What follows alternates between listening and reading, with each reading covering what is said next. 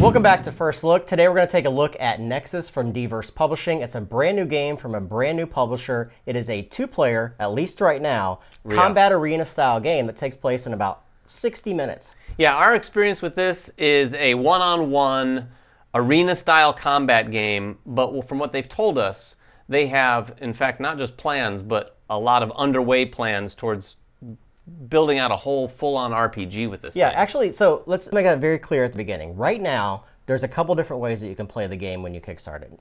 You can buy the game as a one-off, which is basically a competitive 1-versus-1 style game with its own set of rules that can carry over into a RPG format. Yeah, it will definitely be a unique role-playing game experience because it is going to revolve around this sort of arena-style combat. But they do have a lot of, I mean, even the skirmish game that we've played definitely has a lot of RPG DNA weaved throughout. The first thing you're going to notice when you look at this is all these incredibly gorgeous painted miniatures. So it is a miniature-based game, and the game's going to come into 4 different variations. You can buy a one-off version of the game, which has pre-painted plastic miniatures of the game and has an X number of combatants, or what they're called helots, which are genetically modified creatures that you're going to be battling against one another. Also, you can buy a full box resin, which you can paint yourself.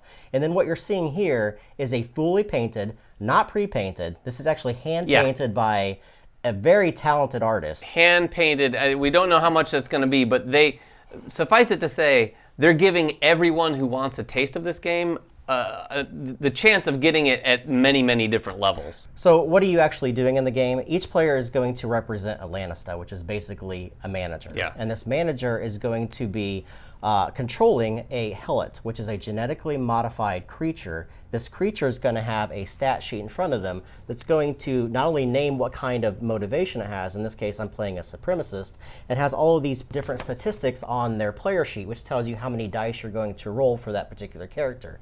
Each player is also going to decide together, jointly, what kind of hazards will be in the arena itself. Yeah, there's a number of these different hazard cards. You're going to pull one of those, some of those. The creators of the game really want to stress that they leave it up to you however you want to play this, because you can have all sorts of hazards going off, and these hazards are going to trigger often differently. So you're going to have a card on the side of the board. We have floor saws out. This means that floor saws are going to become blazing across the arena every once in a while, and if you're in their way, they're going to do some damage. And those are going to happen very specific times that are triggered by some of the action. Yeah, we have radiation barrels in here, which means if you start your location in those areas, it removes the amount of action points that you get to have. There's dart throwers. There are crates in here, which when you break them open, are going to create weapons for the players to be able to equip and use against other players. So the game is completely dice-driven. You are deciding what you want to do on your turn by taking actions. You're going to roll a dice, and you're going to choose how many actions you have according to whatever that die roll is. However, there's ways in the game to reduce your overall health and take additional action. So there's some modifications in there that you can do. Yeah, it's really interesting, actually, the way that each turn starts off. You're going to roll a 6-sided dice to determine how many action points you have, which I think is really cool. Then you're going to slot one of these coins. Say I rolled a 4, I'd put it right here. So I've got 4 action points to use.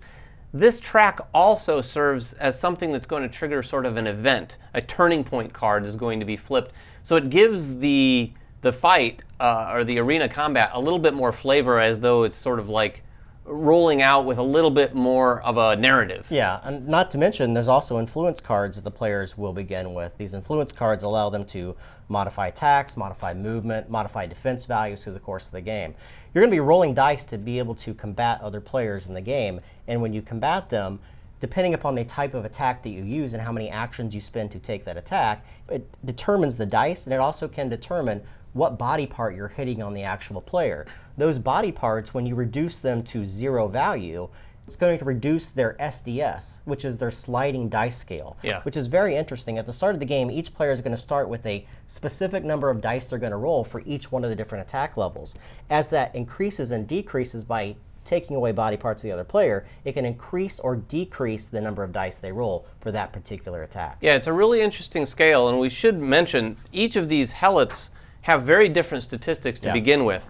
You've noticed, if you've seen some of these pictures of the character sheets, it looks like we've filled them in, but actually a lot of that content is printed on there in a very sort of nostalgic sort of way. Absolutely. So you're going to start with different dice, different special effects, maybe even some variable powers. But like Jeremy said, there's going to be some things you do in terms of maneuvering around the board that's going to increase your SDS, or like he said, if you take damage in specific parts, you're going to decrease your SDS. This is where a lot of the layered strategy comes into play for sure. One of the most interesting things that we touched on in the very beginning is the fact that this can be played as a one-off. If you have a buddy over, or if you want to introduce somebody to some simple arena-style combat, this is a perfect game because not only is it pretty easy to play, but also it has depth in it with all the different abilities that you can do. Not only are you attacking physically with melee damage, but you can grapple people, you can throw them into obstacles, you can do ranged combat with some of the weapons that you find. There's a variety of different cards that you can use, so there's strategy built into the game. But also, there's RPG that's built in as well. There's a completely different book that allows you to play